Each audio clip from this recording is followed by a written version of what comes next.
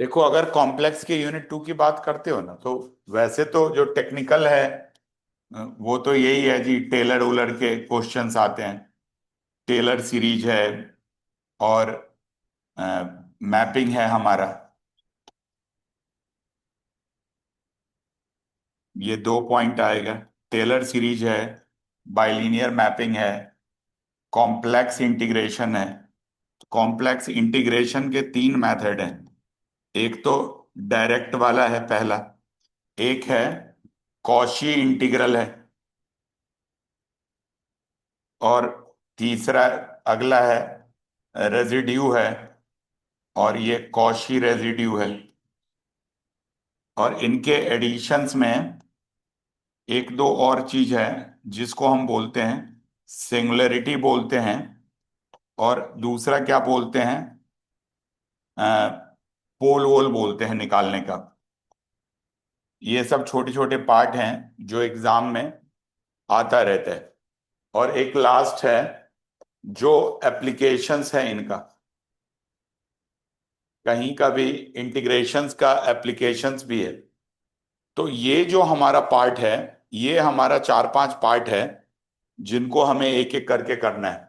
अब पहले पेपर में कभी ये आगे पीछे होता रहता है, तो आप इसको जब भी करो तो टोटलिटी में ही करो, कि कॉम्प्लेक्स वन और कॉम्प्लेक्स टू एक ही यूनिट मान के करो। ठीक है ना? तो ये है कि ये वाला, वैसे तो ये टेक्निकल। अब हम लोग क्या करते हैं ना, फटाफट एक एक करके स्टार्ट करते हैं। जो सबसे पहला पॉइंट करते हैं वो कॉम्प्लेक्स इंटीग्रेशन स्टार्ट करते हैं, जिसको डायरेक्ट वाला मेथड बोलते हैं। इससे एक क्वेश्चन तो आता ही आता है। जैसे मान लो कोई हमारा ये कॉम्प्लेक्स इंटीग्रेशन, तो कॉम्प्लेक्स इंटीग्रेशन ये है हमारा, एफ जेड डी जेड है। जेड दे रखा गया X plus iota Y, D Z दे रखा गया ऐसे डी। तो उसमें क्या करना है कि एक फंक्शन दिया गया होगा और डीजेड दिया होगा। तो जेड होता है हमारा एक्स प्लस आयोटा वाई। बस फॉर्मूला रिकैप कर लेते हैं, डीजेड क्या हो जाएगा, D x plus iota Y. ऐसे कर लोगे तो यहाँ से एफ जेड आ जाएगी वैल्यू हमारी, यू प्लस आयोटा बी की ये पूरी की वैल्यू वैल्यू आ जाएगी। इसको अगर दिया गया हो तो लिख लो, नहीं तो जो भी दिया हुआ है लिख लो एफ जेड की जगह पे। अच्छा, इसके बाद ये तो फॉर्मूला हो गया। इसके बाद हम लोग क्या करते हैं ना, हमारी कोशिश होती है कि कोई न कोई कर्व दिया गया होगा, और उस कर्व में जो कर्व दिया गया है उस कर्व को हम क्या करते हैं कि उस कर्व का इक्वेशन निकाल लेते हैं, या तो इक्वेशन दिया गया होगा, और फिर सिंगल वेरिएबल में कन्वर्ट करते हैं। जैसे दो वेरिएबल चल रहा है ना, एक्स और वाई, तो उसको सिंगल वेरिएबल में कन्वर्ट करते हैं। सबसे पहले तो कर्व जैसे ये दे रखा गया है, मान लो एक क्वेश्चन है, तो क्वेश्चन का सबसे पहला पार्ट तो आप यही करोगे कि अगर ये सिंप्लीफाइड में नहीं, अगर ये हमारा सिंप्लीफाइड में नहीं दे रखा गया है, तो इसको सिंप्लीफाई कर लोगे। जैसे मान लो ये जेड स्क्वायर है, अब ये तो एक्स वाई के टर्म में नहीं है, तो जेड आपके पास दे रखा गया है, तो जेड का स्क्वायर कर लोगे एक्स प्लस आयोटा वाई, और डी जेड के जगह पे डायरेक्टली ये सब्स्टिट्यूट कर लोगे, D x plus iota D Y. अब क्या, जेड स्क्वायर की वैल्यू लगाओगे, जेड स्क्वायर की वैल्यू करते जाओगे, एक्स स्क्वायर आई स्क्वायर वाई स्क्वायर, ऐसे जैसे डी एक्स डी वाई। अब इनमें जहां भी हाइयर पावर आई का आए, उसको आई स्क्वायर को -1 लेके ब्रेक कर लोगे। यहां तक तो पहला पॉइंट आता है।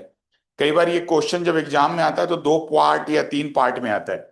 अब जब ये एग्जाम में क्वेश्चन आ रहा है, जैसे मान लो एक है हमारा 1 1 है और एक है हमारा 2 4 है, तो इस टाइप से क्वेश्चंस हमारा आ रहा है एग्जाम में, 1 1 2 4 लाइन ज्वाइनिंग ये दे रखा गया।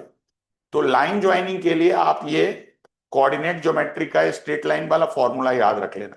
जब भी कभी लाइन ज्वाइनिंग आता है, x2 minus x1, x minus x1, तो ये कौन सा फॉर्मूला है, ये फॉर्मूला है हमारा लाइन ज्वाइनिंग का। तो ये लाइन ज्वाइनिंग के फॉर्मूले को आप अप्लाई कर सकते हो, और ये जब भी आप इसको लाइन ज्वाइनिंग के फॉर्मूले पे डालोगे तो इसको सॉल्व कर लोगे। तो ये जैसे हमने इसको लगा के सॉल्व करा है, तो अगर आप इसको सॉल्व करोगे तो क्या आ जाएगा आपका, जैसे ये इक्वेशन है y minus y one, x1 y1 x2 y2। इसमें गलती मत करना, ये पहला x1 y1 है, x2 y2 है। एक बच्चा ऐसे ले लेते सर x1 x2 y ना, x1 y1 x2 x2, ये इक्वेशन आ जाएगा y is equal to 3x plus 2। अब जैसे ही आप y निकल गया तो आप वहां से dy निकाल लोगे, डिफ्रेंशिएट इसी को करके सिंगल वेरिएबल में, बिकॉज हम लोग y को हटाना चाहते हैं।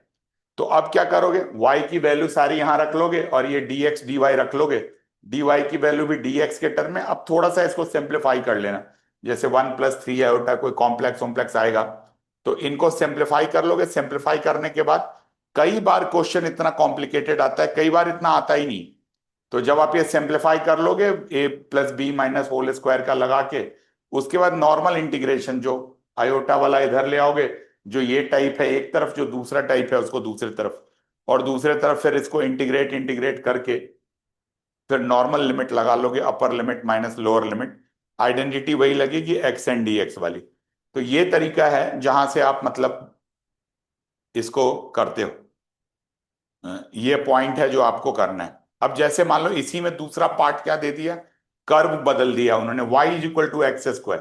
तो y = x² है, तो y अब ये तो यहीं तक वहीं तक आएगा जहां तक आपने पहले सॉल्व करा था, कर्व लगने से पहले नॉर्मल z² का फॉर्मूला वो सॉल्व करके लाओगे। अब y = x² है तो dy निकाल लोगे 2x dx।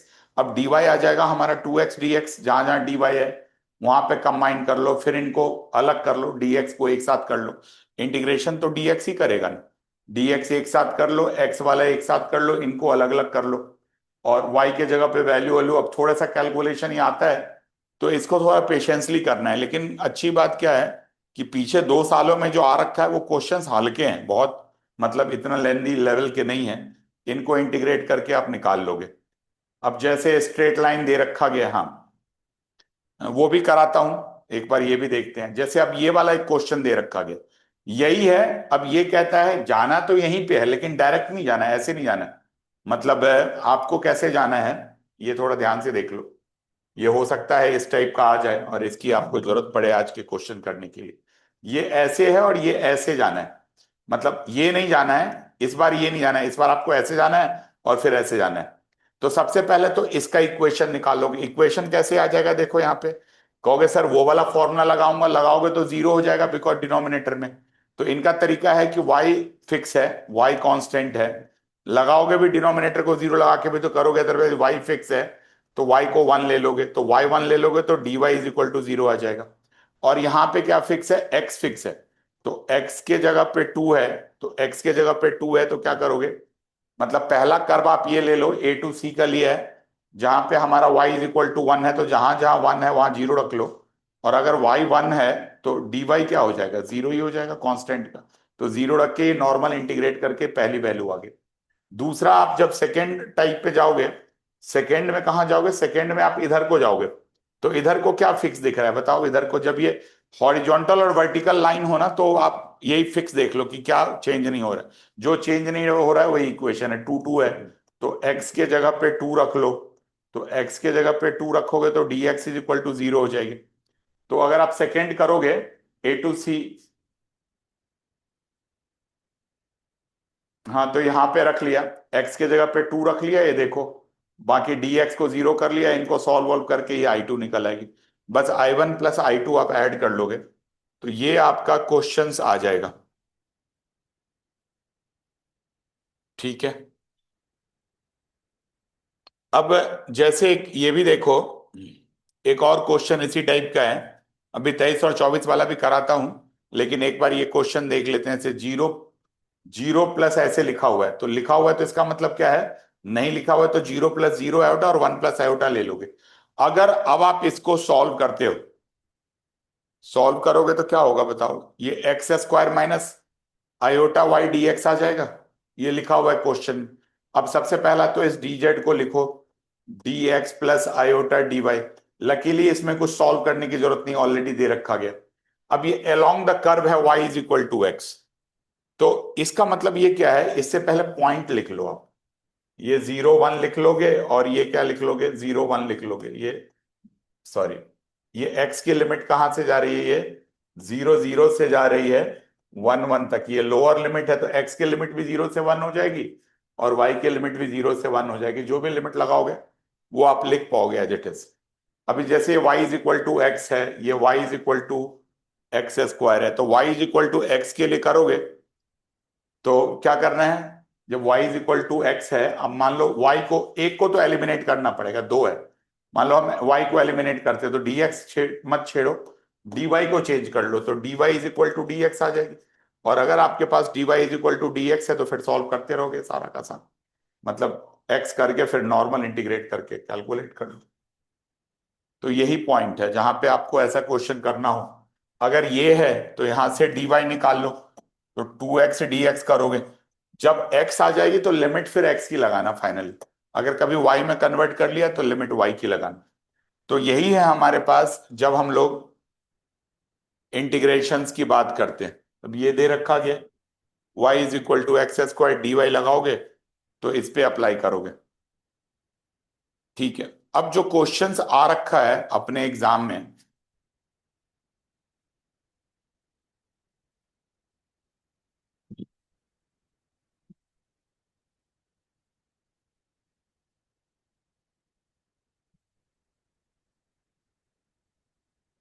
अब ये है, जैसे थर्ड का बी पार्ट है, ये यूनिट वन में ही आ रखा है, तो जब आपको ये थर्ड का बी पार्ट करना है, अ, एक बार ये पॉइंट लिख लो, मेरे को याद दिला देना जब मैं पीडीएफ चेंज करूंगा। तो थर्ड के बी पार्ट में, थर्ड का बी पार्ट है, आई थिंक ये 2023 वाला है, 24 वाला है,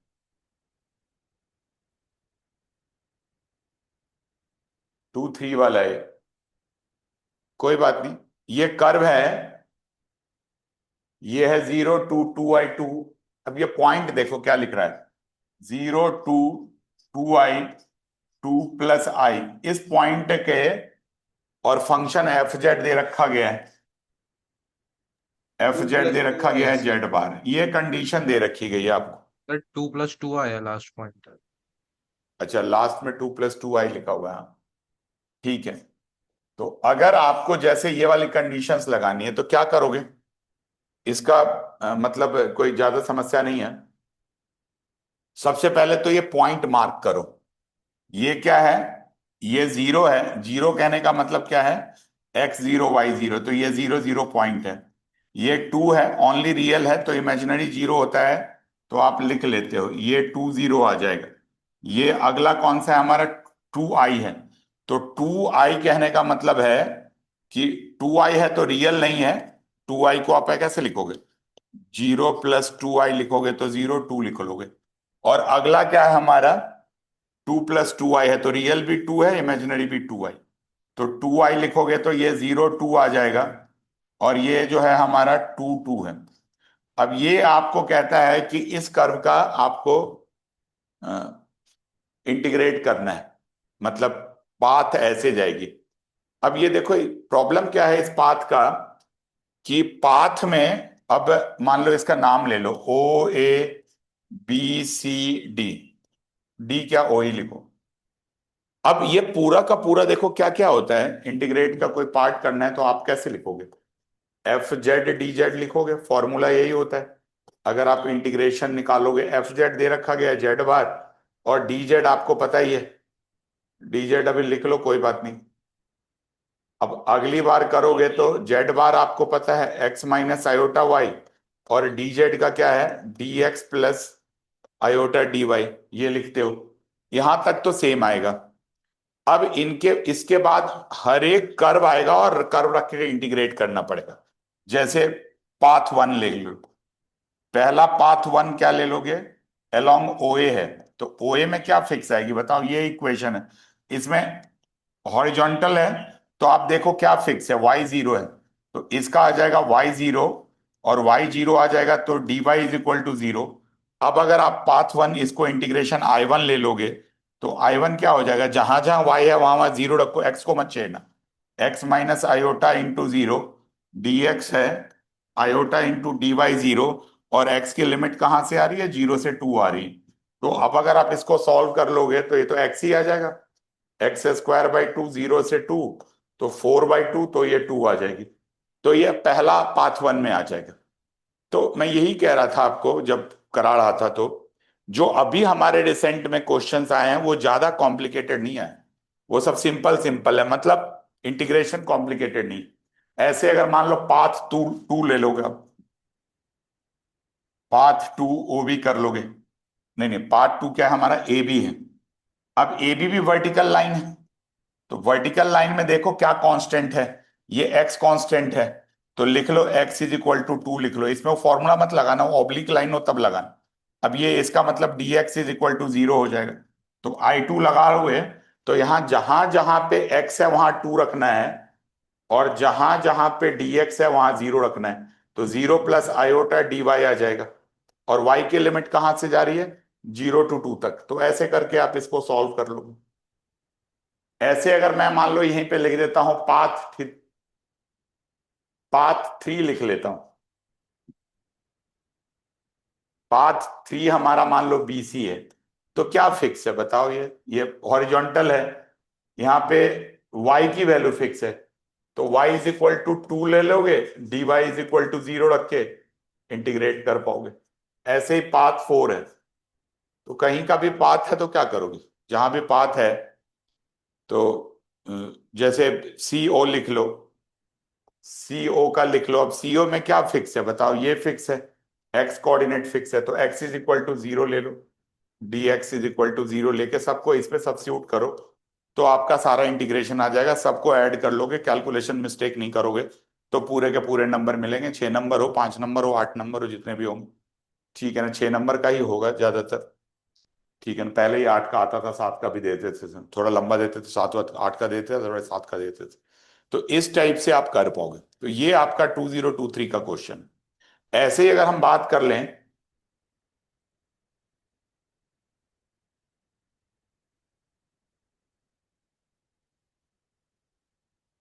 ये इंटीग्रेशन वाला पार्ट है, ऐसे अगर हम बात कर लें तो एक बार दूसरा भी पीडीएफ ले आते हैं। अब ये 2024 का क्वेश्चन,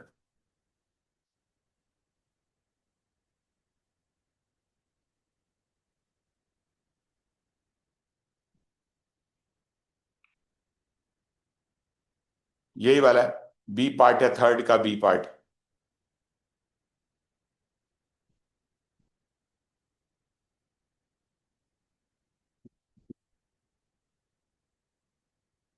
लिख लेते हैं एक बार, कोऑर्डिनेट बता देना मेरे को।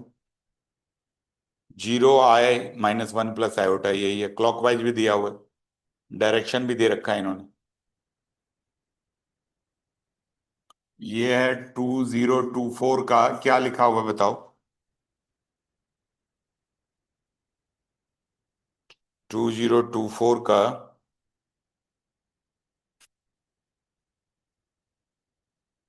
F Z is equal to Z square है, और कहां से कहां का दे रखा गया बताओ। F Z is equal to Z square है, और जो पाथ दिया हुआ है वो कहां से कहां का दे रखा गया, 0 i - 1 + आयोटा। पाथ है 0 i - 1 + आयोटा क्लॉकवाइज। पाथ की तो बाद में बात करोगे, पहले तो इंटीग्रल्स निकालोगे क्या, F Z D Z. Z square करोगे, कहां से कहां तक करोगे जेड स्क्वायर का बताओ, जो भी है हमारा कर्व ले लोगे, F Z is Z square D Z.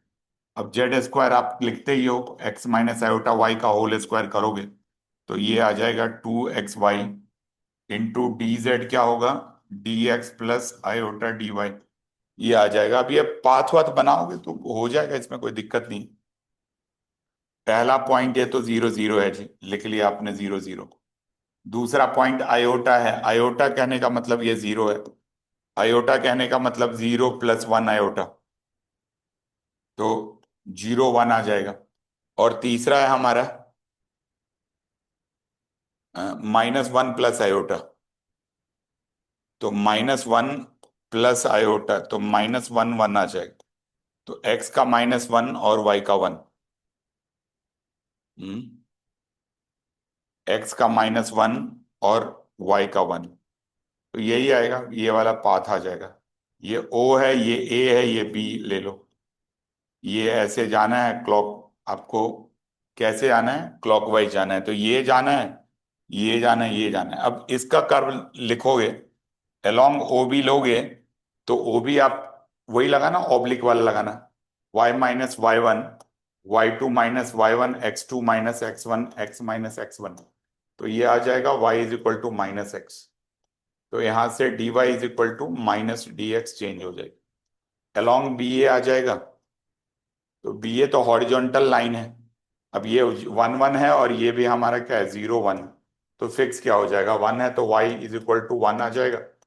तो आप यहां से dy is equal to zero लिख लोगे, तो ये बी ए आ जाएगा। और ऐसे ही थर्ड है हमारा, अलोंग ए ओ लिखोगे, तो ए ओ क्या फिक्स है, ये जीरो जीरो फिक्स है। तो x is equal to zero करोगे तो d x is equal to zero करोगे। तो ये पॉइंट है, इसको करके कर पाओगे। तो उसके बाद तो कोई समस्या ही नहीं है, वैल्यू रखो, इंटीग्रेट करो। ठीक है, ये तरीका है जहां से आप ऐसे क्वेश्चंस को कर पाते हो। ठीक है, सर ये है हमारा इंटीग्रेशन का। हाँ सर बेटा ये बोलो। सर ये फॉर्मूला चेंज कैसे हो गया आई का? वो क्या हो पि- गया? पिछले पिछले क्वेश्चन में फॉर्मूला अलग था आई का, आई निकालने का, और इसमें अलग है। नहीं, आई निकालने का कौन सा फॉर्मूला, आई तो आई ही होगा बेटा। सर वो x square minus y square plus 2xy आई है। पिछले उसमें एक्स माइनस आई वाई था। वो डिपेंड करता है ना क्या दे रखा गया। पिछले क्वेश्चन में ना जेड बार दे रखा गया था बेटा, कॉन्जुगेट। तो कॉन्जुगेट तो क्या हो जाएगा, एफ जेड। कॉन्जुगेट में रियल और इमेजिनरी का साइन, मतलब इमेजिनरी का साइन चेंज कर लेते हैं। इसमें एफ जेड क्या दे रखा गया, जेड स्क्वायर दे रखा गया। तो जेड कैसे करोगे, एक्स प्लस आई वाई का स्क्वायर करोगे, तो x square b square, two a b होता है। तो ये बी स्क्वायर क्या है हमारे पास, बी स्क्वायर आई स्क्वायर को वाई स्क्वायर लिख लोगे, टू एक्स वाई आई, यही है बेटा। ठीक है यही सर, तो ठीक लिखा है। है, ये आ पीछे का गया, आ गया पीछे जब समझ। करा रहा था तो करवाया था, इसलिए बहुत डिटेल्स में नहीं बताया। हाँ तो वो यहां से आप समझ इसको गया। कर सकते हो। ठीक है, फंक्शन तो दिया ही होगा ना, अलग अलग फंक्शन दिया होगा। जो जो फंक्शन दिया होगा आपको फंक्शन की वैल्यू रखनी है। हाँ, dz के जगह पे always d x plus iota D y आएगा। उसके बाद पाथ लगा के आप उसको सॉल्व करोगे, आगे पीछे जब भी आपको करना है तो आप कर पाओ। ठीक है बेटा, ये पॉइंट क्लियर आ गया। अब एक बार फिर से दोबारा आ जाते हैं वापस अपने पीडीएफ पे, मल्टीटास्किंग में।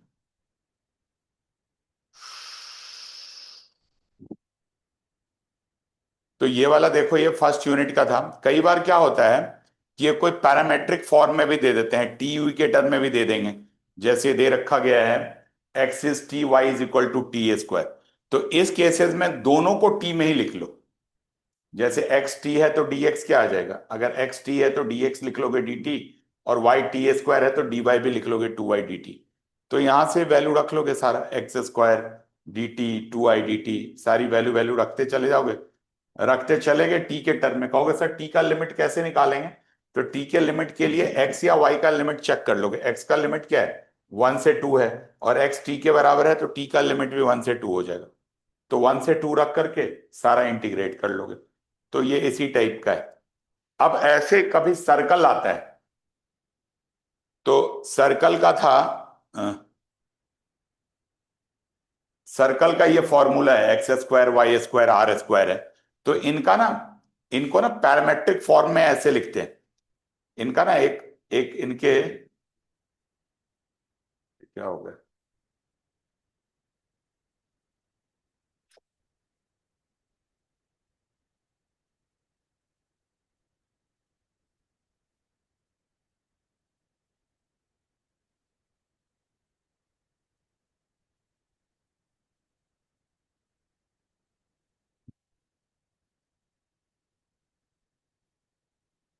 कुछ इसमें प्रॉब्लम लग रही है बेटा।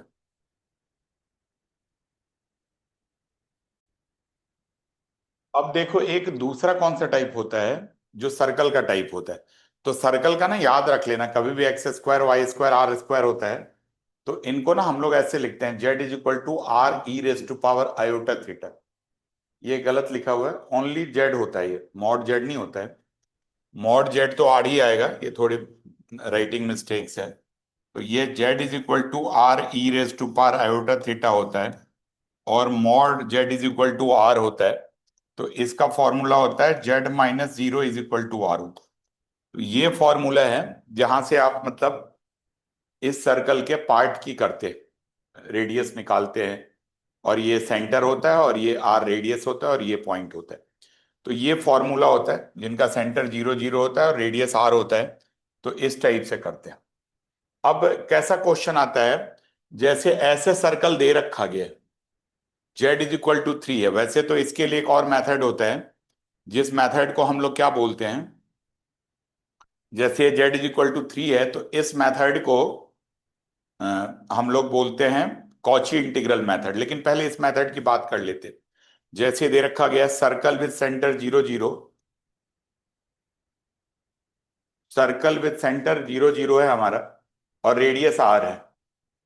तो रेडियस मतलब ये हमारा आर हो गया, और जेड का क्या फॉर्मूला होता है, r E raise to power iota theta. तो ये जेड हो गया, और इसको आपको कैलकुलेट करना है, जेड डी जेड निकालना है। तो जेड के जगह पे आपको पता चल गया, जेड की जगह पे क्या रखोगे। अच्छा एक बात और है, जैसे जेड यहां है तो डी जेड निकालोगे तो 3 e raise to power iota theta into iota d theta, यहां से डी जेड निकाल पाओगे हम। जहां पे जेड है तो फिर वैसे ही डी जेड निकाल पाओगे, 3 e raise to power iota theta into iota theta. तो इस टाइप से आप इसको कैलकुलेट कर सकते हो। तो जेड की वैल्यू रख ली, R E raise to power iota theta, ये डी जेड रख लिया। अब इसके बाद आपको क्या करना है, इसको इंटीग्रेट करना है। तो इंटीग्रेट होगा कैसे, तो इंटीग्रेशन होगा बाय पार्ट से। बाय पार्ट से इंटीग्रेट करोगे तो बाय पार्ट से इंटीग्रेट करके वो आंसर उधर निकाल लोगे, तो ये 0 आ जाएगा, या जो भी आएगा, मतलब बाय पार्ट लगा के आप इंटीग्रेट कर लोगे। ठीक है ना। अब क्या है, अब जो आपको मेन समझना है, इस पार्ट को बोलते हैं कॉची इंटीग्रल फॉर्मूला। मतलब यहां से क्वेश्चन आता ही आता है, गारंटेड आता है। दो फॉर्मूला है इंटीग्रेशन का, एक कॉची इंटीग्रल है और एक कॉची रेजिड्यू है। तो कॉची इंटीग्रल फॉर्मूला बोलता है F Z by Z minus A D Z है 2 π i f a, दे रखा गया। ए बिलोंग्स टू, अगर कर्व के अंदर है, जैसे मान लो ये कोई कर्व है, तो कर्व के अंदर अगर ये पॉइंट है तो हमारा क्या होगा, अगर ये कर्व के अंदर पॉइंट है तो आप ऐसे ही लिखोगे क्या, 2 π i, और अगर आउटसाइड कर्व है तो सीधा 0 हो जाएगा। तो ये दो तरीका है जहां से आप इसके आंसर्स को निकाल पाओ। ठीक है ना। अब जैसे ये क्वेश्चन दे रखा गया, अब ये ध्यान से देखना, यहां से क्वेश्चन, ऐसे क्वेश्चन आता रहता है। अब जैसे ये दे रखा गया है Z square plus 5z plus 2 D Z है, जेड माइनस 2 है। अब आपको इसको चेक करना है कि क्या ये हमारा वर्क करता है कि नहीं। तो सबसे पहला तो इसमें जो पॉइंट निकालते हैं, सिंगुलरिटी पॉइंट बोल लो या क्रिटिकल पॉइंट बोल लो, आप ये फॉर्मूला देखो, जेड माइनस ए है। तो यहां पे ए की वैल्यू क्या आ गई, इस एक्सप्रेशन को देख के ए की वैल्यू हमारी 2 आ गई। अब ये देखना है कि क्या ये हमारा इस कर्व के अंदर लाई करता है।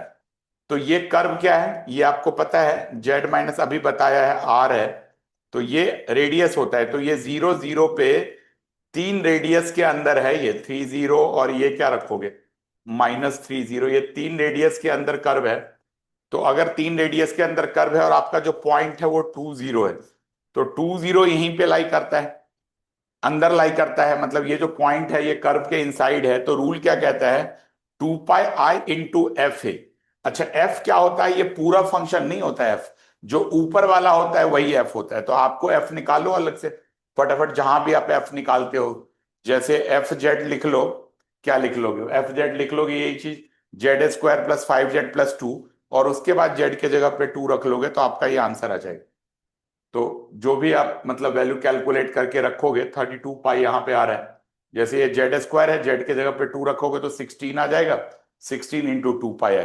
तो ये हमारा होता है। जैसे मान लो ये पॉइंट दे रखा गया और यही कहता है कि Z1 है, तो Z1 कहने का मतलब क्या है, ये सर्कल का रेडियस 1 ही है, और सर्कल का रेडियस 1 है, और ये पॉइंट कहाँ लाई कर रहा है, ए जो है वो आउटसाइड लाई कर रहा है, तो सीधा आंसर 0 कर लेते। ये मतलब है फर्स्ट का। जब भी कभी ऐसे आ जाए, जैसे मान लो ये क्वेश्चन दे रखा गया, E Z E minus Z by Z minus 1 है, जेड इज इक्वल टू 2 है, तो अब आप क्या करोगे, इसकी वैल्यू रखोगे जेड इज इक्वल टू 2। तो पॉइंट क्या है, ए है, जेड माइनस ए में ए 1 है और 1 इसके अंदर लाई करेगा, तो क्या फॉर्मूला आ जाएगा, एफ जेड, ये लिख लोगे। पहला तो आपने ये निकाल लिया पॉइंट। पॉइंट निकालने के बाद देखोगे किस रीजन में लाई करता है, इनसाइड रीजन में। 2 पाई आई इंटू एफ ऑफ ए होगा और एफ जेड क्या होगा, ऊपर वाला होगा। तो ये बहुत आसान होता है। मतलब अगर ये कॉची रेजिड्यू किसी भी पार्ट में, मतलब कॉची इंटीग्रल किसी भी पार्ट में हो तो इसी को करना चाहिए। हाँ, थोड़ा सा ये होता है कि जैसे मान लो ये ऐसे फंक्शन आ गया, z-1 z-2 आ गया, तो दो डिनोमिनेटर में दो टर्म है, तो आपको क्या करना पड़ेगा, आपको पार्शियल फ्रैक्शन लगाना पड़ेगा, a/z-1 b/z-2। उसके बाद इसका लिमिट टूमिट लोगे आप, मतलब क्रॉस मल्टीप्लाई करके a और b की वैल्यू निकाल लोगे और फिर अलग अलग दोनों जगह, जैसे इसका पहला कर लिया अलग का, दूसरा कर लिया और फिर दोनों की वैल्यू निकाल के कर लोगे। तो ये जो रूल होता है ये कॉची इंटीग्रल का होता है। इसको करने का एक और तरीका होता है, अगर वो पॉइंट आउटसाइड हो तो आप इसको छोड़ो, आप मतलब बेसिक्स ऐसा भी कर सकते हैं कि इस पे से एक को ऊपर ले लिया इधर, मतलब एक z-2 है, एक z-1 है, z-1 को ऊपर ले लिया, इसको एक एफ जेड ले लिया, अब इस पूरे को एफ जेड लोगे और मतलब ये एक तरह से पार्शियल फ्रैक्शन का सब्स्टिट्यूट काम करेगा यहाँ से। उसके बाद क्या कर लोगे कि यहां से ले लोगे z-1, दो पार्ट है, अगर पार्शियल फ्रैक्शन लगाने में दिक्कत होती है तो आप एक पार्ट को ऊपर ले जाओ, इसको एक ले लो, दूसरे पार्ट को ऊपर ले जाओ, इसको दो ले लो, दोनों का आंसर निकाल के ऐड कर लोगे। तो ये भी एक ऑल्टरनेटिव मेथड होता है। ठीक है ना। अब जैसे ये देखो, ये सब कुछ क्वेश्चन एग्जाम में आया हुआ है, ई जेड है, z+1 है, तो पॉइंट क्या हो जाएगा इसका, z-1, और ये पॉइंट दे रखा गया है z+½ इज इक्वल टू -1। तो ये एक बार इसको मैं कर्व निकाल के बता देता हूं।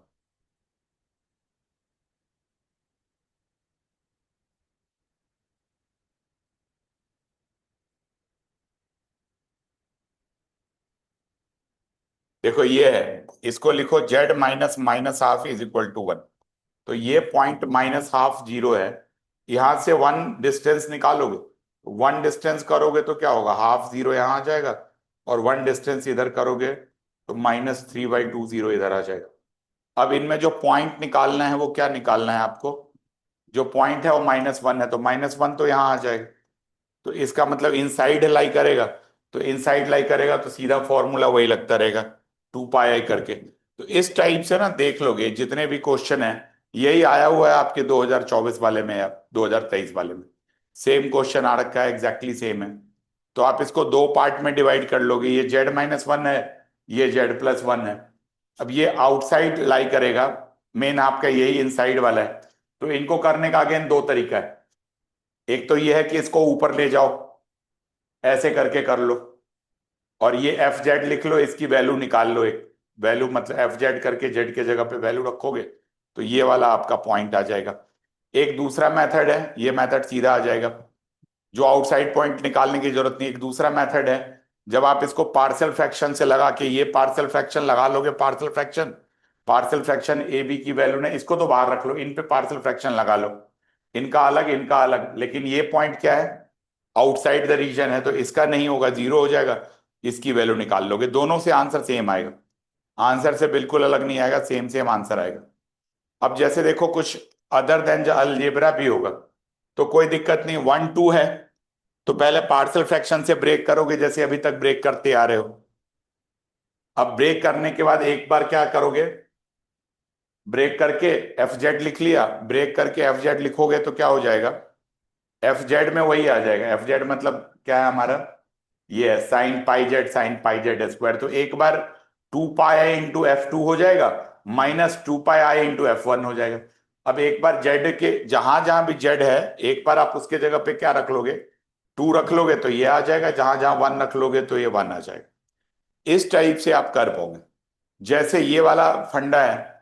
अब कई बार ऐसे होता है कि सीधा सीधा नहीं निकलता है क्वाड्रेटिक इक्वेशन, मतलब फैक्टर्स नहीं निकलता है, तो आप ax² माइनस, जैसे अगर मान लो इसका फैक्टर्स हो ही नहीं रहा, फैक्टराइज नहीं हो रहा है भी क्वाड्रेटिक, तो अगर इसका नो फैक्टर्स आ रहा है कहीं पे भी, तो जब आपके पास इसका नो फैक्टर आ रहा है तो आप इसको कैसे कर पाओगे, जहां पे भी टर्म है नो फैक्टर्स का टर्म है, तो उनके केसेस में आप ये क्वाड्रेटिक इक्वेशन वाला फॉर्मूला लगा लो, x is equal to minus b plus minus b square minus 4ac/2a। तो यहां से आप ये नो फैक्टर वाला फॉर्मूला लगा के आप इसको स्टार्ट कर पाओ। तो मतलब डी वाला लगा लोगे, और आपको पता है कहीं अंडर रूट में कोई नेगेटिव आता है तो उसकी जगह आयोटा लिख लेते। तो बस ये 2 पॉइंट आ जाएगा। अब ये पॉइंट ऐसा पॉइंट आएगा, ये बताए ना, x always, real part always x coordinate होता है, वाई वाई कोऑर्डिनेट होता है, और circle z is equal to 1 है। तो एरिया सर्कल अगर हमारा जेड इज इक्वल टू 1 है तो इनमें तो कोई भी पॉइंट अंदर नहीं करेगा, सब बाहर बाहर करेगा, तो हमारा एरिया 0 हो जाएगा। अब ये हमने किस वेरिएबल का बोर्ड पढ़ा था? एक पावर का पढ़ा था।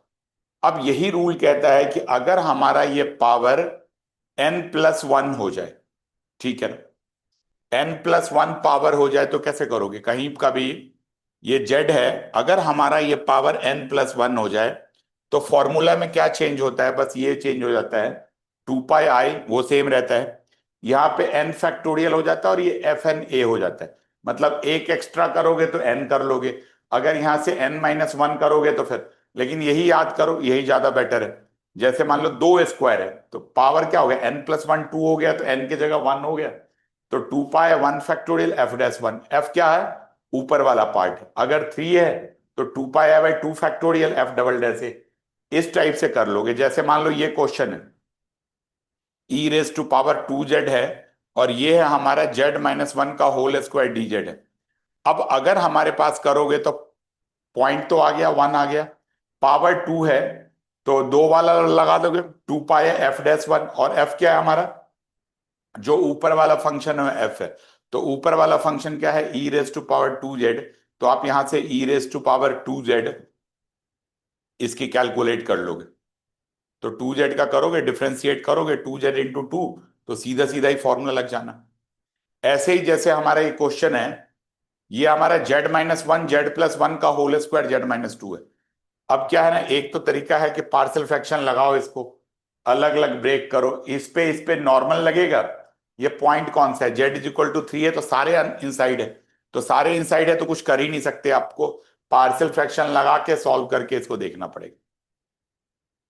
अब इसके बाद क्या होता है हमारा, एक दूसरा पार्ट होता है जिसको हम लोग बोलते हैं रेसिड्यू बोलते हैं। जैसे ये वाला पॉइंट तो आ गया, अब ये है जिसको हम लोग बोलते हैं Cauchy residue theorem. Residue theorem का क्या होता है? सबसे पहले तो 2 चीज आपको ध्यान रखना है कभी भी अगर हम रेसिड्यू पढ़ रहे हैं। तो एक होता है जो डिनोमिनेटर को 0 करके आता है, थोड़ा स्लो कर लो, डिनोमिनेटर को जो जो पॉइंट 0 करके आता है उसको हम लोग बोलते हैं पॉइंट्स ऑफ सिंगुलरिटी। क्या बोलते हैं? Point of singularity. तो इसका मतलब इसमें 2 पॉइंट ऑफ सिंगुलरिटी है, 2 है और 3 है, और जो इसका पावर होता है उसको हम बोलते हैं पोल। जैसे मान लो इसका पावर 2 होता है तो ये सिंगुलरिटी ऑफ पोल क्या हो जाता है? 1, और ये 3 सिंगुलरिटी ऑफ पोल 2 हो जाता है। तो इसको हम क्या बोलते हैं? इसको बोलते हैं पॉइंट ऑफ सिंगुलरिटी। कहीं पे भी अगर आपको पॉइंट ऑफ सिंगुलरिटी करना है तो आप पॉइंट ऑफ सिंगुलरिटी मतलब इस पॉइंट से कैलकुलेट करके निकाल पाओगे। तो ये जो दूसरा हो जाता है ये आपका हो जाता है पॉइंट ऑफ सिंगुलरिटी हो जाता है। मतलब ये दोनों पॉइंट ऑफ सिंगुलरिटी है, जो पावर है उसको पोल बोलते हो। अब क्वेश्चन आता है, क्या क्वेश्चन आता है देखते हैं एक बार, कि रेजिड्यू निकालना। इनका रेजिड्यू निकालने का फॉर्मूला क्या होता है?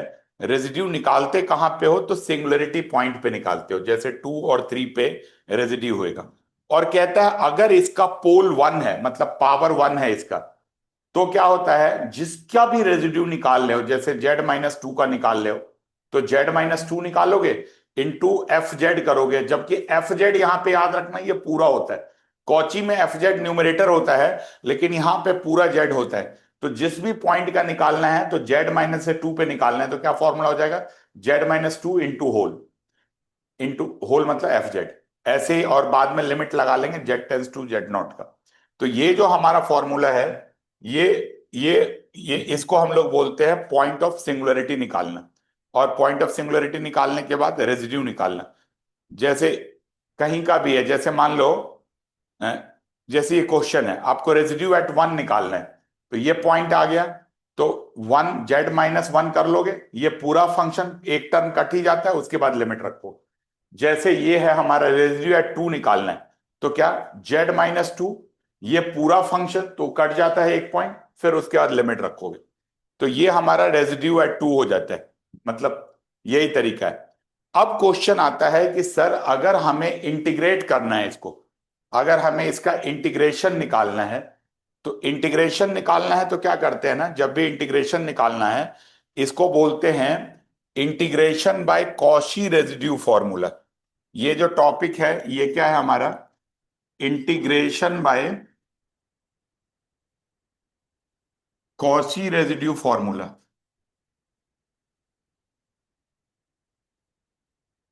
यहां से इंटीग्रेट करोगे तो क्या करना होता है, अगर उसी क्वेश्चन में ये इंटीग्रेशन आ जाए, पूरे क्वेश्चन में, ये अगर ये कंप्लीट क्वेश्चन है, इस पे इंटीग्रेशन आ जाए, तो आपको क्या करना है, कुछ नहीं करना है, आप 2 पाई अलग लिख लो, इनका रेजिड्यू अलग निकाल लो और इनका रेजिड्यू अलग निकाल लो, तो ये आपका नेट हमारा आंसर आ जाता है।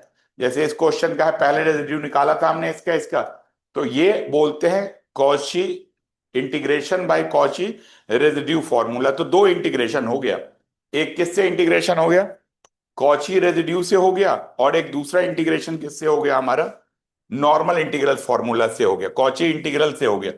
तो कॉची इंटीग्रल करोगे तो इस पे पार्शियल फ्रैक्शन लगाना पड़ेगा।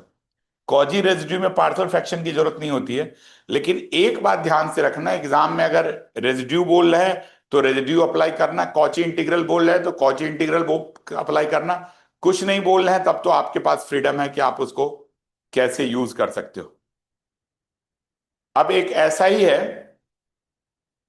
कि अगर पावर हो जाए तब क्या करेंगे, जैसे मान लो पोल दूसरा ऑर्डर का हो जाए,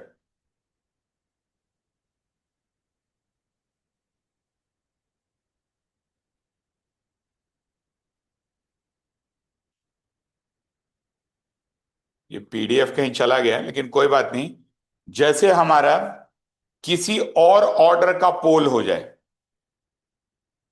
जैसे सेम पावर में z-1 का स्क्वायर आ जाए, तो उनमें क्या हो जाता है, मतलब इसमें दो दो तरह का रेजिड्यू निकलेगा ना बेटा। देखो अगर कभी, जैसे एक पहले एक कॉन्सेप्ट देख लो, ये मेन फॉर्मूला देख लो, कि अगर हमें कोई रेजिड्यू निकालना है, जैसे कोई ऐसे हमारा f(z/z-0) का पावर n का रेजिड्यू निकालना है, मतलब ये एक्सप्रेशन है, और इनका निकालना है रेजिड्यू एट z0, तो इनका क्या फॉर्मूला होता है, z0 z- का n लिखते हो, f(z) भी लिखते हो, और उसके बाद क्या कर लेते हो, इसको d/dz, मतलब इसको मल्टीप्लाई कर लेते हो, तो डेफिनेटली खत्म हो जाएगा। उसके बाद जो बचता है उसको n-1 टाइम डिफरेंशिएट करते हैं, एक टाइम कम, अगर n है तो एक टाइम कम करके, और फिर लिमिट लगाते हैं z गोज टू z0, ये होता है। तो जैसे मान लो ये वाला क्वेश्चन है, अगर मान लो ये क्वेश्चन दे रखा गया, ये ही क्वेश्चन है, ये ऊपर तो सॉल्यूशन, जैसे इस क्वेश्चन का करना है, तो अब 2 पॉइंट आ गया, एक 2 आ गया और एक क्या आ गया हमारा 1 आ गया, और दोनों इनसाइड है। अब अगर आपको इसका रेजिड्यू निकालना है तो आप क्या करोगे, जब भी आपको इसका रेजिड्यू कैलकुलेट करना है, सपोज कर लो, तो आप कैसे करोगे, अगर आपको इसका रेजिड्यू करना है तो पहले तो 1 पे देखोगे, तो 1 पे क्या करोगे, ये पावर 2 है तो 2 से मल्टीप्लाई कर लो, और पावर 2 है तो एक बार डिफरेंशिएट करोगे, जो एक्सप्रेशन आएगी उसको एक बार डिफरेंशिएट करने के लिए क्वोशिएंट रूल लगा के आप डिफरेंशिएट कर लोगे, डिफरेंशिएट करके वैल्यू रख लोगे, जो डिफरेंशिएट करके लिमिट जेड जो भी आ रही है वो वैल्यू रख लोगे, z → 1, तो एक ये रेजिड्यू आ जाएगी। अब दूसरी रेजिड्यू है z-2, रखोगे रेजिड्यू उन्हीं का सम, अगर इंटीग्रेशन करना है तो जिनकी वैल्यू दे रखी, तो अगर आपका ये z-2 है तो z-2 को इसको इंटीग्रेट करके ये वाला पॉइंट आप मतलब एक ही बार करोगे, अब इसमें तो कुछ आपको है नहीं करना, बिकॉज पावर एक है तो डिफरेंशिएट नहीं करना है, वैल्यूज रखोगे तो दोनों रेजिड्यू आ जाएगी, 2 पाई रेजिड्यू ऑफ 1 और रेजिड्यू ऑफ 2 कर लोगे। तो देखो यही पार्ट है, अगर आप एक बार दोबारा से देखते हो तो एक तो आपका ये वाला पार्ट है, कॉम्प्लेक्स का इंटीग्रेशन वाला है, और ये कॉची इंटीग्रल्स है और रेजिड्यू एंड इट्स एप्लीकेशंस। तो ये बात कर चुके हैं। अब एक पार्ट रह गया है जिसको हम लोग बोलते हैं टेलर एंड लॉरेंट सीरीज। ठीक है ना, इस पे कुछ नहीं होता है, ये पक्का ही पार्ट टू वाला है। ये कॉजी वाला तो यूनिट वन में आता है, लेकिन ये जो दूसरा वाला पार्ट है ये पार्ट टू वाला है। तो इनमें क्या करते हैं ना, एक एक्सपेंशन का फॉर्मूला होता है, क्विक रिकैप करा देता हूं फॉर्मूला। ये एक फॉर्मूला होता है 1+xn का फॉर्मूला होता है, लेकिन जो आपको ज्यादातर यूज करना पड़ता है वो 1+x⁻⁻1 का यूज करना पड़ता है, या 1 - x⁻⁻ का ये फॉर्मूला दे रखा गया। अब ये है बहुत सिंपल, इस पे ज्यादा समस्या नहीं आती। ये तो आई थिंक फिर थोड़े बहुत क्वेश्चन प्रैक्टिस करवाए होंगे, वही कॉम्प्लेक्स इंटीग्रेशंस वाले जो करवाए हैं, वो क्वेश्चंस है, प्रैक्टिस ये देख लेना एक बार। ये सेम है, वही सब उसी टाइप के क्वेश्चंस हैं जो पहले के थे।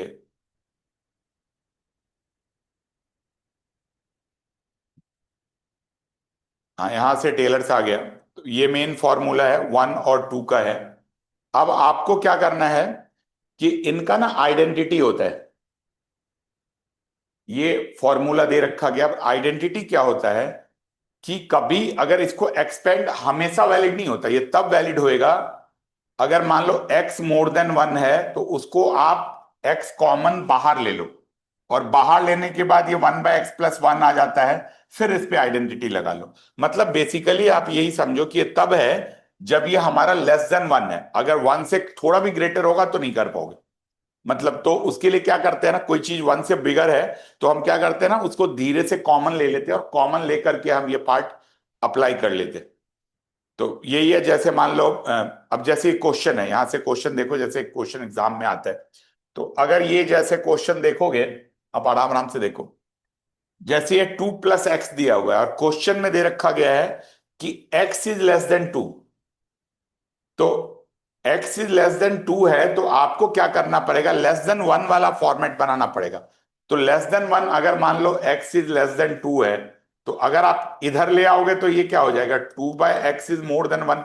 तो ये नहीं लगेगा, आपको क्या करना है, <1 करना है तो आपको x/2 करना पड़ेगा। तो 2 करने के लिए आप जो भी लेना है उसको कॉमन ले लो। अब इस फॉर्मूले पे वही आइडेंटिटी लगा लो, तो ये एक्सपेंशन आ जाएगा। लेकिन अगर यहां पे क्वेश्चन दे रखा गया है x <2, क्या दे रखा गया है, x <2 दे रखा गया, तो <2 करना है तो आपको लेस करना है। तो लेस करने के लिए क्या करोगे बताओ, ये 2/x करोगे तो <1 आ जाएगा। तो इस केसेस में आपको x कॉमन लेना है। बस यही दो चीज इंपॉर्टेंट है जो आपको ध्यान रखना है। पहला क्या ध्यान रखना है कि किसको कॉमन लेना है, ठीक है ना, किस वाले पार्ट को कॉमन लेना है, बस वही ध्यान रखना है आपको। क्या कांस्टेंट को कॉमन लेना है या क्या वेरिएबल को कॉमन लेना है, और कांस्टेंट या वेरिएबल को कब कॉमन लेना है, कितना कॉमन लेना है, ये कैसे पता चलता है। तो ये पता चलता है जो ये लिमिट दी गई होती है। आपको बस इतना ध्यान रखना है कि <1 हमें फॉर्मेट लेके आना, बिकॉज ये उसी के लिए डिफाइंड होता है। एक 1 बनाना है, 1 तो बनाना ही होगा। अब 1 बनाने के लिए क्या कॉमन करो, जैसे ये 1 बनाना है तो या तो इसको कॉमन लेके 1 बना सकते हो या इसको कॉमन लेके 1 बना सकते हो। तो किसको कॉमन लेके 1 बनाना है, जो कंडीशन दी गई होगी उसके बेसिस पे आपको कॉमन लेके 1 बनाना है। अब देखो जो क्वेश्चंस कैसे एग्जाम में आवे, जैसे अब ये क्वेश्चन है, इस क्वेश्चन को देखो, बस एक ही फॉर्मूला याद रखना है, बाकी इन दोनों क्वेश्चंस को देखो ये क्या कह रहे हैं। अब जैसे इस पार्ट में देखो,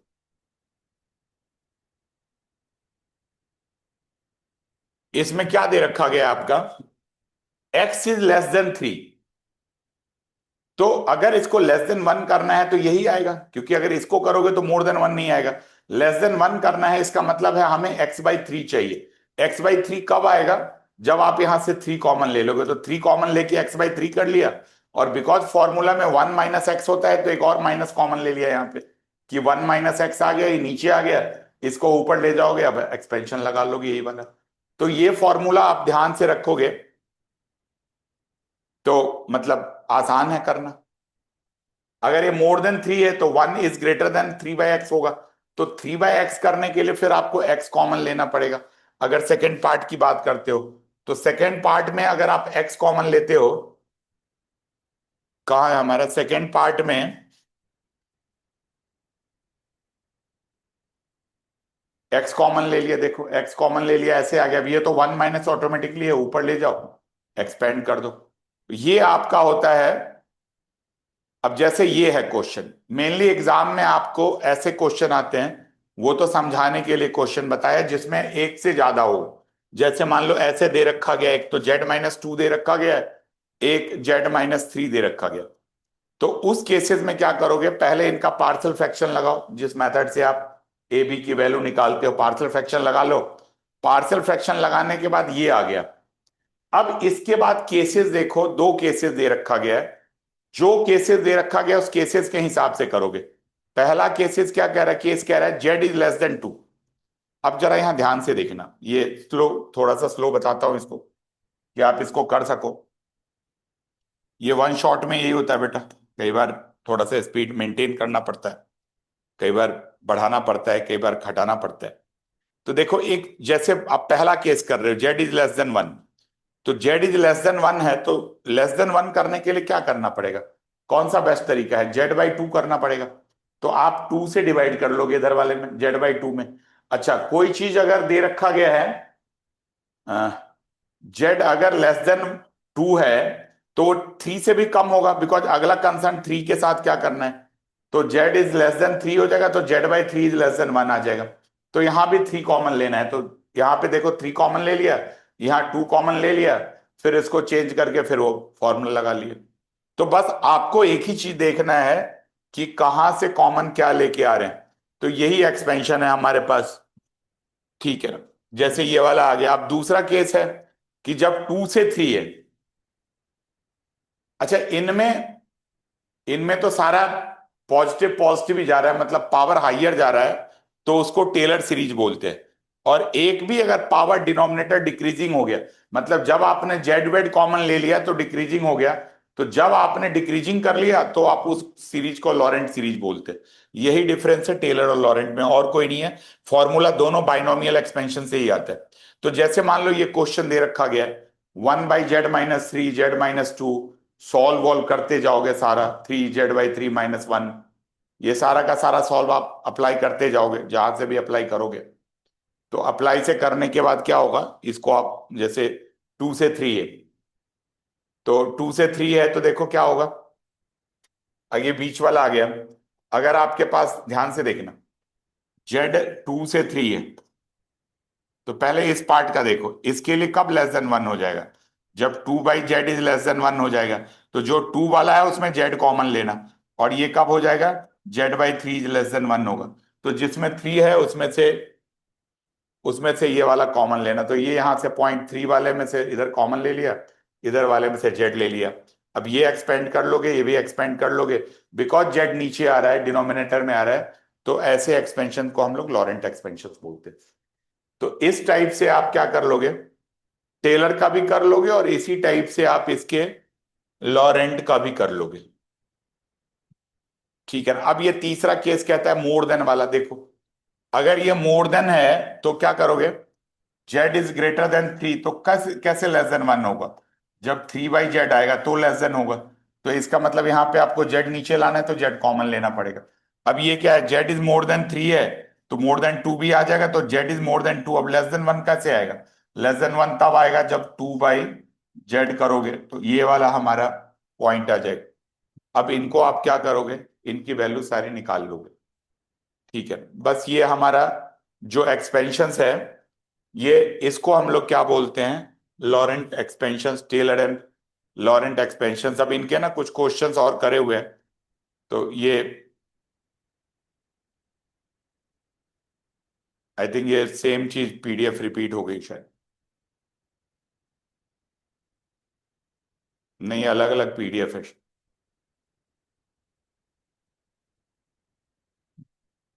थोड़े एक्स्ट्रा क्वेश्चंस हैं, इनकी प्रैक्टिस कर लेना।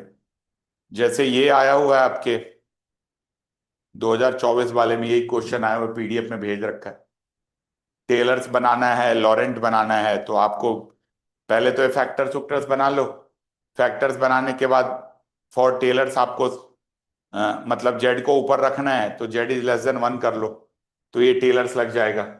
और दूसरा क्या है, लॉरेंट के लिए बीच वाला लॉरेंट लगाओ, तो ये लॉरेंट आ जाएगा। तो इस टाइप से कर लोगे आप।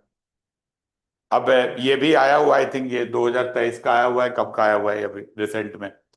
तो जेड इंटू 1 - जेड स्क्वायर, इनका पीडीएफ भी भेज ही रखा है आपको, तो एक बार आप देख भी लेना। ये रिसेंट वाला पॉइंट है कि क्या दे रखा गया, 1/z 1 - जेड स्क्वायर दे रखा गया।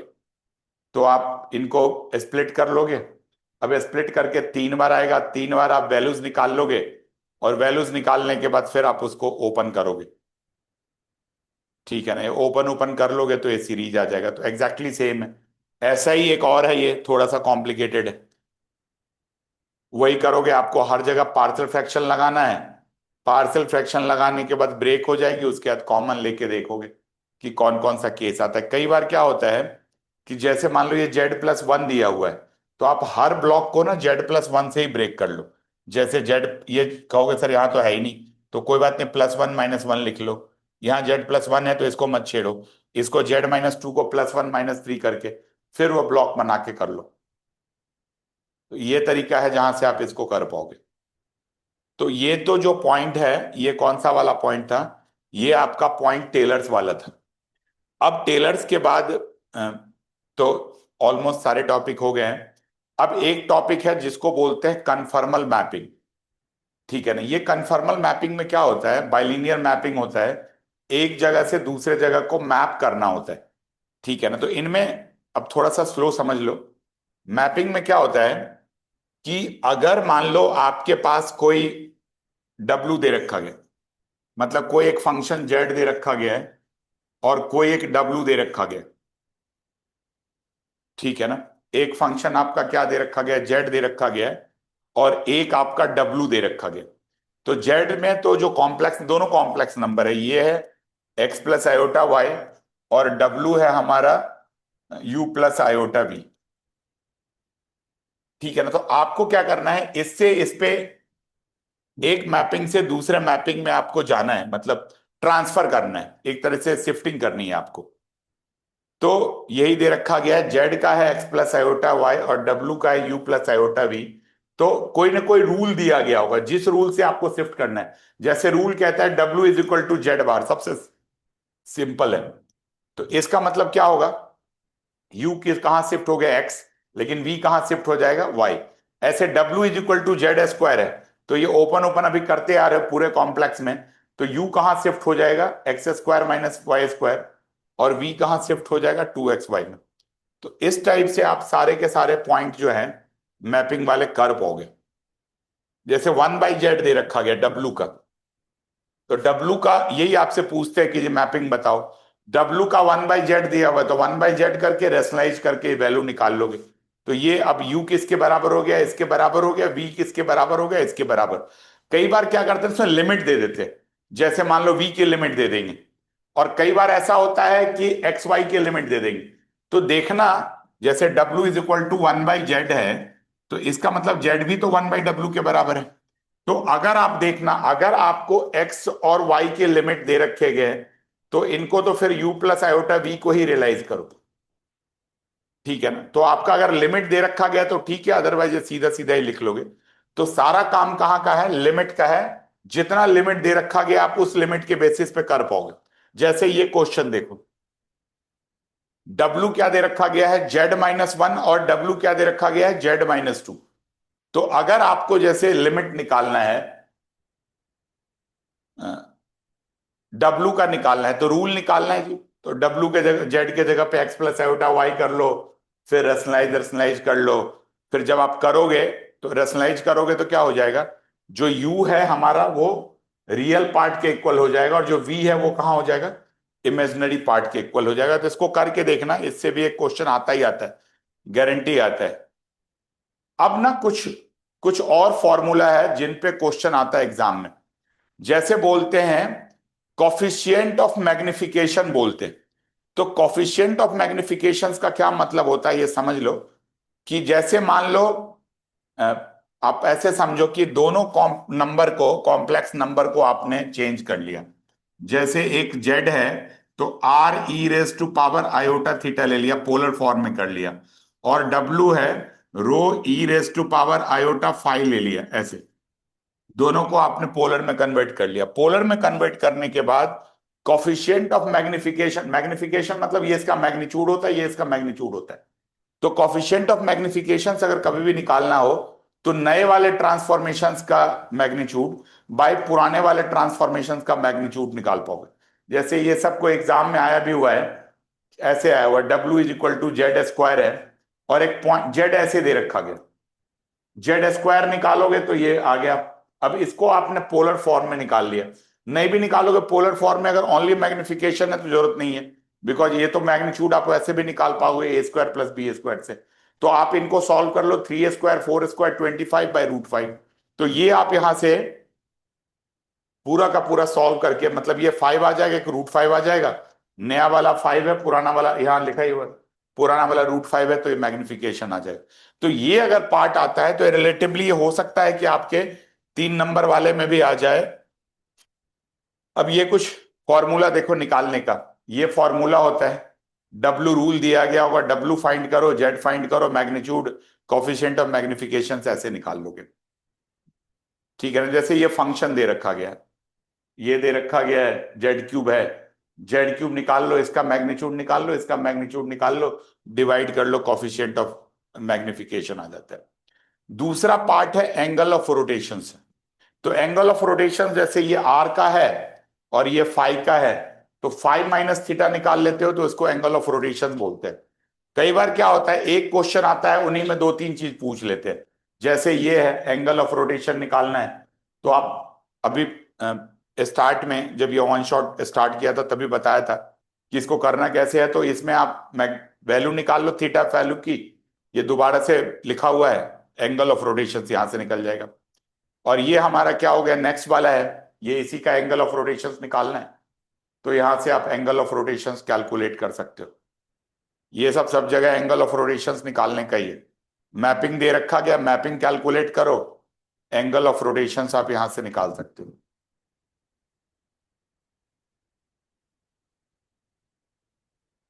ठीक है, तो ये वाला है। एक और पार्ट आता है,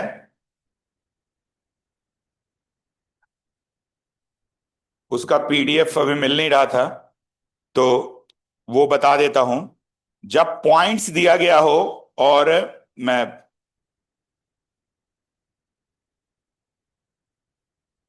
मतलब आपको बाइलिनियर ट्रांसफॉर्मेशंस निकालना है, तो वो बता देता हूं कैसे निकालते हैं।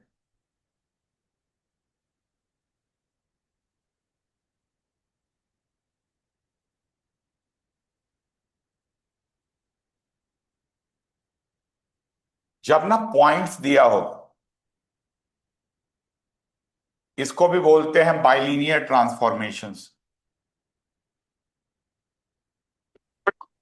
ये पहले भी करा रखा है, लेकिन अब वो पीडीएफ मेरे को मिल नहीं रहा है अभी, तो इनका तरीका क्या है वो बता देता हूं। बाइलिनियर ट्रांसफॉर्मेशंस का ना, सबसे पहले तो क्या हुआ, 4 पॉइंट आपको दिया गया होगा, कॉरस्पॉन्डिंग पॉइंट दिया गया होगा, लेफ्ट से दिया होगा, राइट से भी दिया होगा, कहीं का भी 4 कॉरस्पॉन्डिंग पॉइंट, मतलब 4 पॉइंट होता है, जिसमें एक तो जनरल पॉइंट हो गया, तो 3 कॉरस्पॉन्डिंग पॉइंट दे रखा गया होगा, और उस कॉरस्पॉन्डिंग पॉइंट के बेसिस पे आपको ट्रांसफॉर्मेशन निकालना है। तो उनका एक फॉर्मूला होता है, ये फॉर्मूला लिख रहा हूं, ये फॉर्मूला होता है W-W1, क्वेश्चंस भी ले लेता हूं यहां से, और ये है हमारा W2 minus W3 divided by क्या है हमारा W माइनस W3, और ये W1 माइनस W3, ये फॉर्मूला होता है। W2 माइनस W1, सॉरी लिखने में गलती कर गया। और सेम चीज इधर जेड में होता है, सेम फॉर्मूला किधर होता है, जेड में भी होता है, ऐसे जेड माइनस Z1, ऐसे सेम चीज, जैसे W2 है तो Z2 माइनस Z1 बाई क्या करोगे, Z minus Z2 over Z2 minus Z1, ये फॉर्मूला होता है।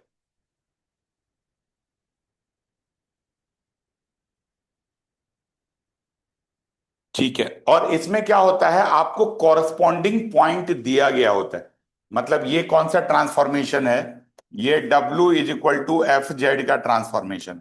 मतलब कई बार क्या होता है कि W is equal to f z होगा तो जेड की वैल्यू पहले होगी, कॉरस्पॉन्डिंग टू जेड वैल्यू दी गई होगी। रिवर्स होगा तो आपको वैल्यूज दी गई होगी। कई बार लिख भी देते हैं, कई बार नहीं लिखते।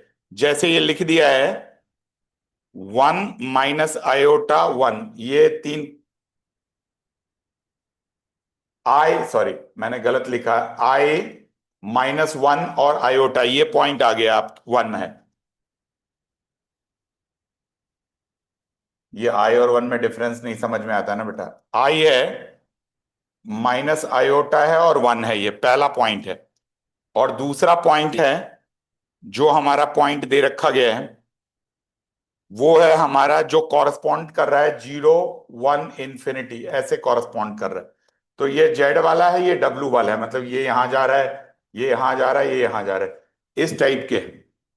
तो देखो इनका बड़ा बेसिक्स फंडा होता है, वैल्यूज निकाल के ही आपको सॉल्व करना होता है, कुछ ज्यादा फर्क नहीं होता है। इसको लिख लो Z1 Z2 Z3, और इसको लिख लो W1 W2 W3। ये आपने सारा पॉइंट लिख लिया। और उसके बाद क्या होता है, आपको क्या देखना होता है कि क्या कोई इंफिनिटी बना रहा है। हाँ, ये वाला पार्ट इंफिनिटी बना रहा है, तो जो पार्ट इंफिनिटी बना रहा है उसको डिवाइड कर लो।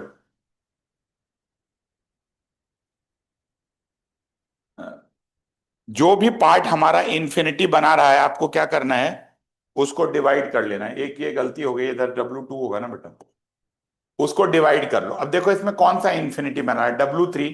अगर मान लो सब फाइनाइट फाइनाइट है, तब तो सीधा वैल्यू सॉल्व करो, इंटीग्रेट मतलब सॉल्व करो, आंसर आ जाएगा। लेकिन अगर कोई इंफिनिटी बना रहा है, जैसा ये साइड इंफिनिटी बना रहा है, तो राइट साइड को तो सेम रखो, मत छेड़ो।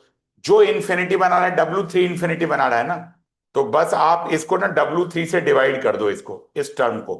तो ये आ जाएगा W2/W3 -1, बिकॉज वो सब्स्टिट्यूट नहीं कर सकते। और ये W/W3 माइनस W3/W3, ये तो 1 ही आ जाएगा आपका। मतलब इसको इधर से, जिधर जिधर जिधर W3 है उधर के डिवाइड कर लो, और इसको क्या कर लोगे, W2 - W1, और ये तो लेफ्ट सेम रखोगे। अब जो इंफिनिटी है, ये इंफिनिटी है, ये 0 हो जाएगा, ये इंफिनिटी है, ये 0 हो जाएगा।